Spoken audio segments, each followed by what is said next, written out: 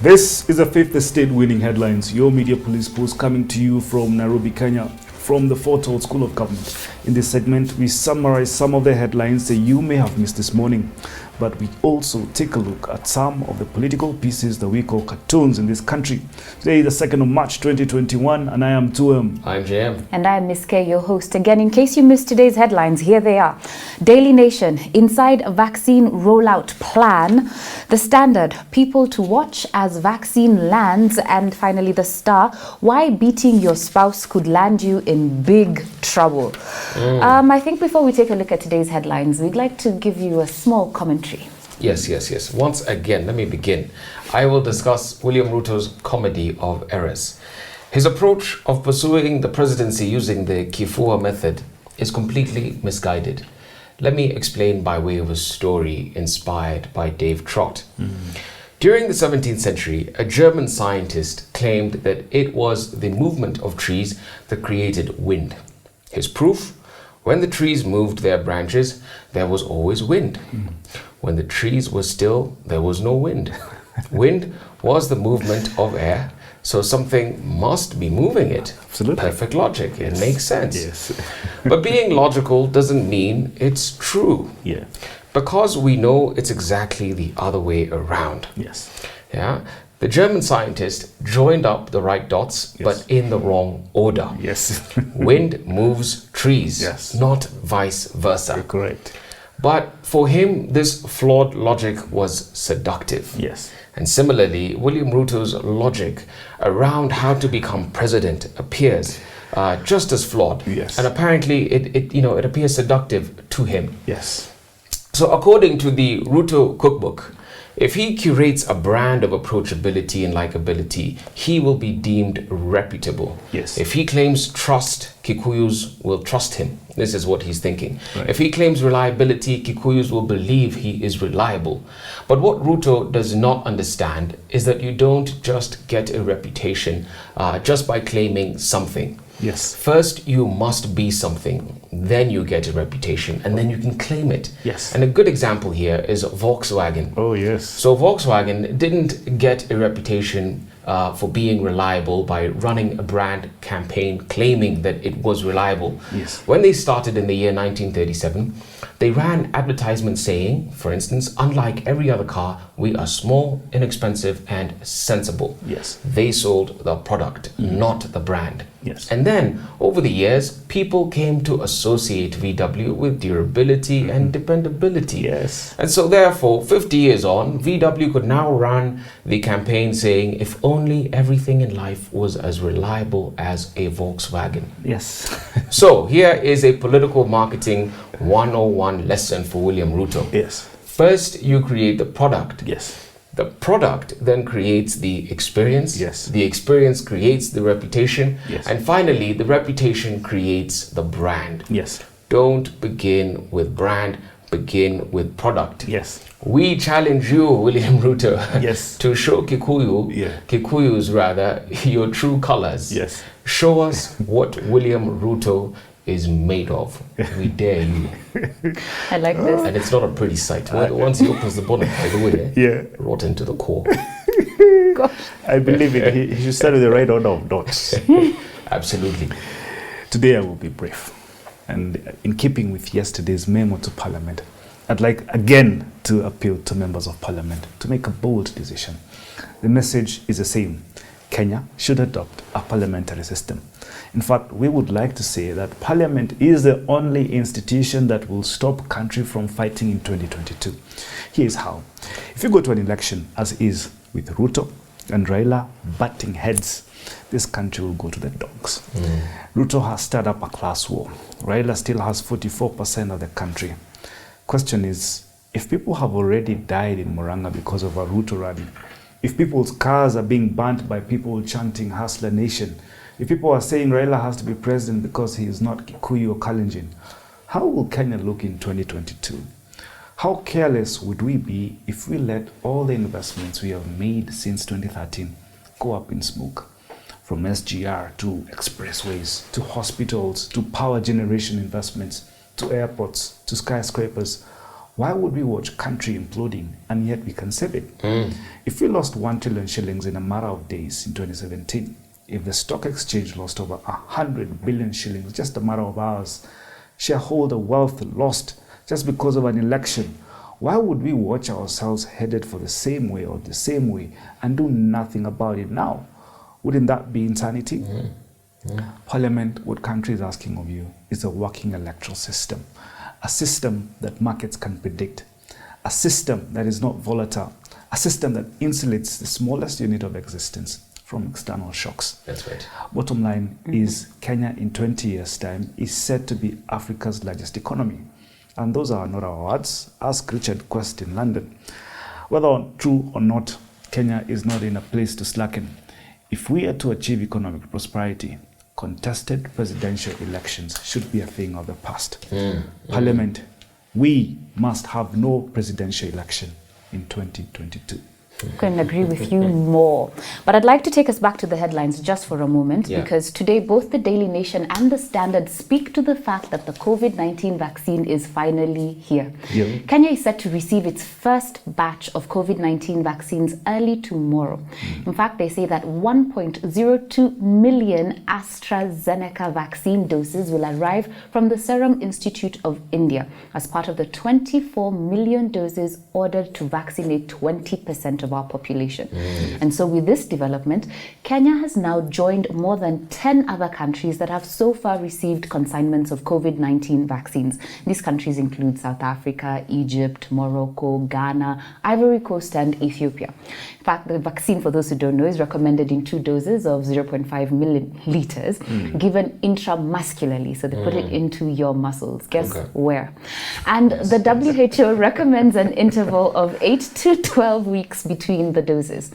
So the vaccines arriving tomorrow will form the first phase of our vaccine drive.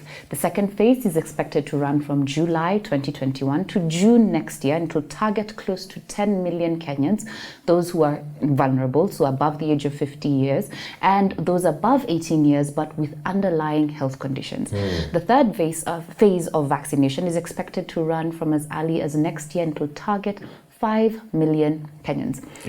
The official launch of the vaccination drive will happen this Friday, and priority access will be given to our biggest complainers, frontline health workers.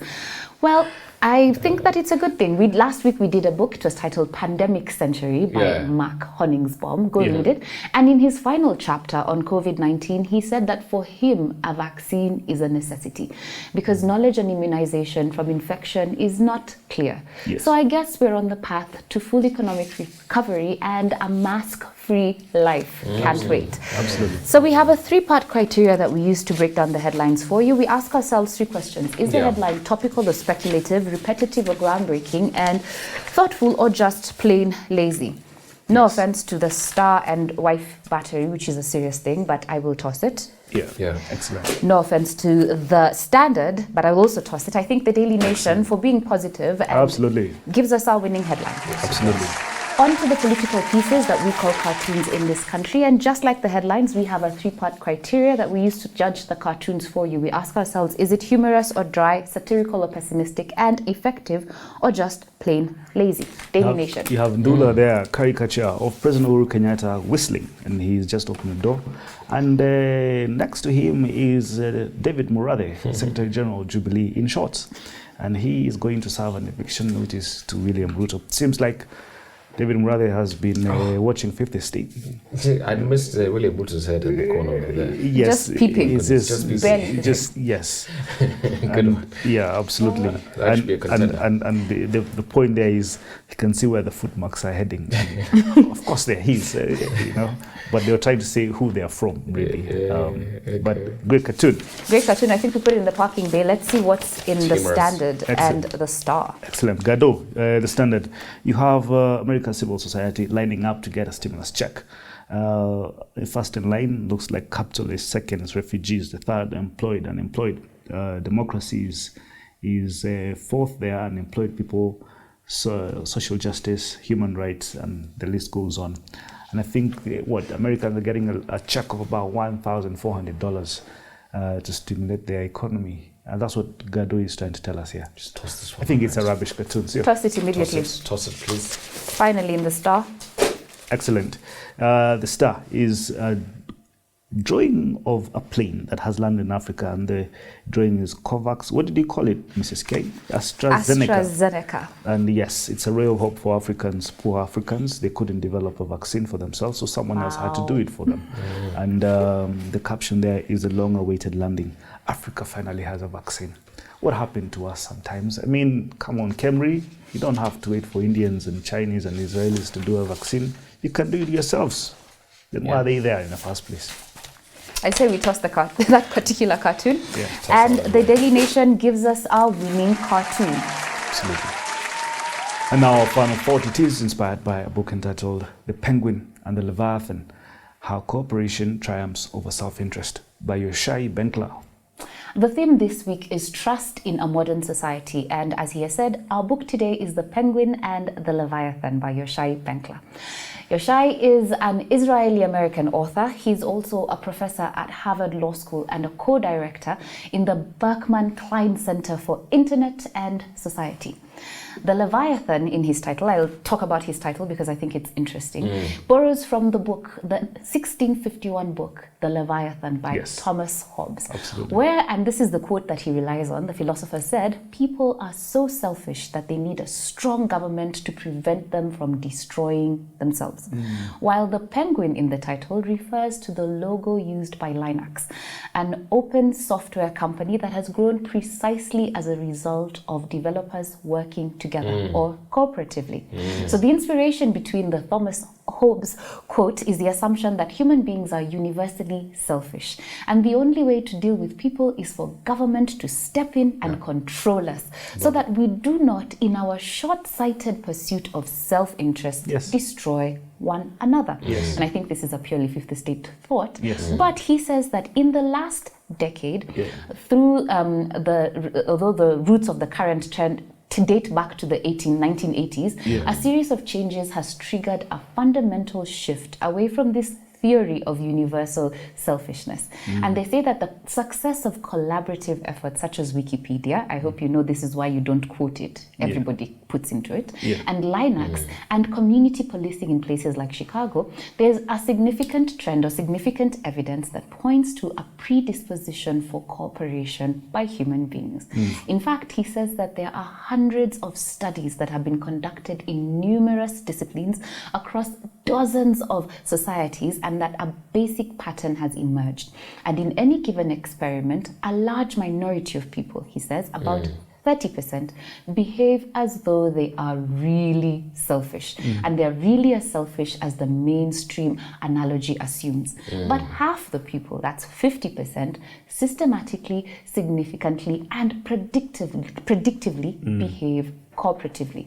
Some of them behave cooperatively conditionally. That is, they will treat kindness with kindness and meanness with meanness. Others are unconditional cooperators or altruists who cooperate even when it comes at personal cost. I do hope that I fall into that category, but all of my life I know that I will be with the conditional ones. If you're nice, I'll be nice, and if you're bad, I'll be horrible. The book is generally well written, and I'm inspired to trust society more and to become more altruistic. And maybe Thomas Hobbes was wrong, and life is not as nasty, brutish, and short as we think it is. You know what, Mrs. K, I somewhat agree with this book and somewhat disagree with it. And you know why? I'm going to use the book by Adam Smith, the concept The Invisible Hand by Adam Smith. And the theory behind this is that we as human beings are inherently selfish. We're inherently selfish, and if you're inherently selfish, we are doing things for our own self-interest, but to help someone else out there, and therefore the environment is a mutually advantageous, the result is a mutually advantageous environment. So I'm still self-interested when I'm being cooperative. Absolutely. So you still end up helping someone else, but you still remain selfish. That's how we are as human beings. Anyway, JM, sorry. Let me say something. Something about this book. And what he says is that when moving men to do something, when guiding human action, self-interest is only part of the story. Yeah. And up until now, scientists long thought that self-interest is pretty much the only thing that motivates us to act. But he says it's not always about a handsome reward, and he gives a real-world example from Europe, recycling. And researchers found out that in cities with recycling programs, compliance is much higher when the municipalities do curbside pickup. That is when they pick up the trash outside your homes, rather than requiring residents to take recyclables over to some central location. Yes. And this intuitively, he says, makes sense. And the reason it does is because you're more likely to comply with a regulation when it's made more convenient, to do so. So convenience, therefore, turns out to be quite an important factor in determining compliance, he says here. And, he even talks a little bit about disincentives. Yeah. So if you move even away from the incentives to the disincentives, in some municipalities, for example, across the world, they do impose fines. Else in some parts they say, do not dump here. But those will usually end up backfiring, and they'll end up being not being adhered to. So the idea here is really, the bottom line is compliance. Yes. And this is something that I grew up with in my household as a child. Yeah. One of the things that we had a few rules at home, as any child usually does growing up. You have to make your bed, for example. But the genius of my mom was to make it very simple to comply. So, for instance, she didn't give us, you go to your average Kenyan home, and the bedroom, first of all, if you tell your child, for example, you must make your bed in the morning, it's really a nightmare, because the bed has been squashed to the end of the wall. It's a very heavy bed. It weighs like 50 kilograms. It's ridiculous. It has a thick mattress, which is actually overflowing from the bed itself. So to stuff your little fingers to stuff your little fingers. This is the average Kenyan home, yeah? It has 2 fitted sheets. I don't know who even invented, not fitted, but flat sheets. Flat sheets are like the worst thing ever.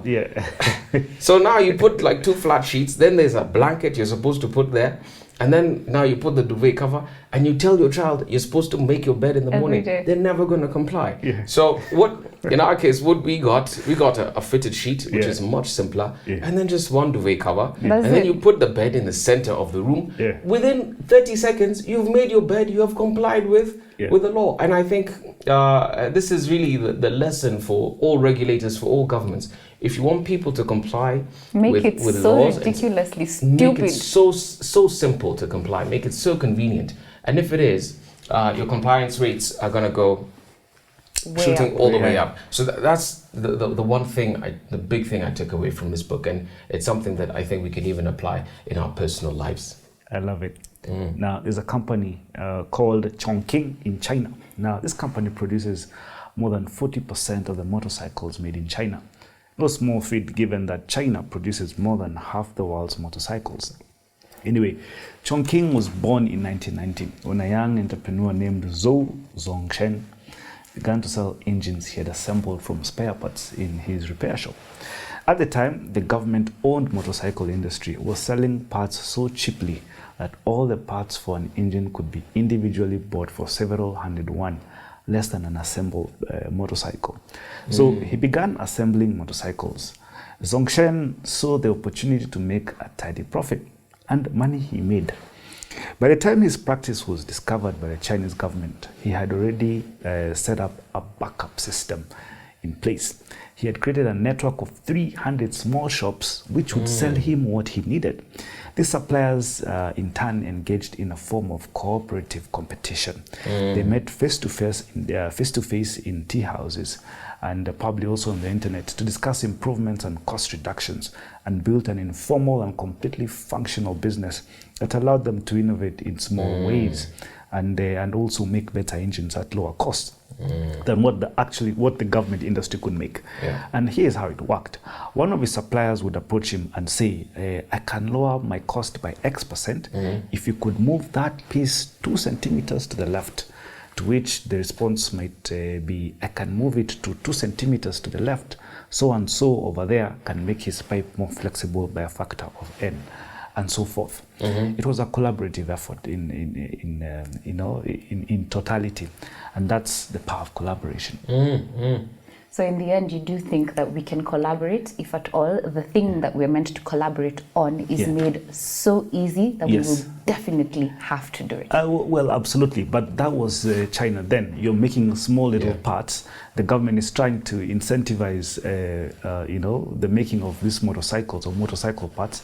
But then you have someone who's thinking further than the government, saying, I can buy from government the small parts at a cheap price, make more motorbikes than government. And by the time government is trying to, clamp down on him, he already has another setup somewhere else that is, but right now you try and do that. And that's why I'm saying the invisible hand is the way to go. Let everyone stick to their lane. Somehow things will balance out at the end or in the end. Today we had a winning headline, well, it was a double whammy. We had a winning headline from the Daily Nation and a winning cartoon from the Daily Nation as well. Don't forget to subscribe to our YouTube channel. We're also on your TV screens. You can find us on Pang, Free to Air, Go TV and Star Times. On self-interest, I will give you a quote by a gentleman called Thomas Sowell. Yes. He says, when you want to help people, you tell them the truth. And when you want to help yourself, you tell them what they want to hear. Hi, William Ruto. Have a great evening. God bless.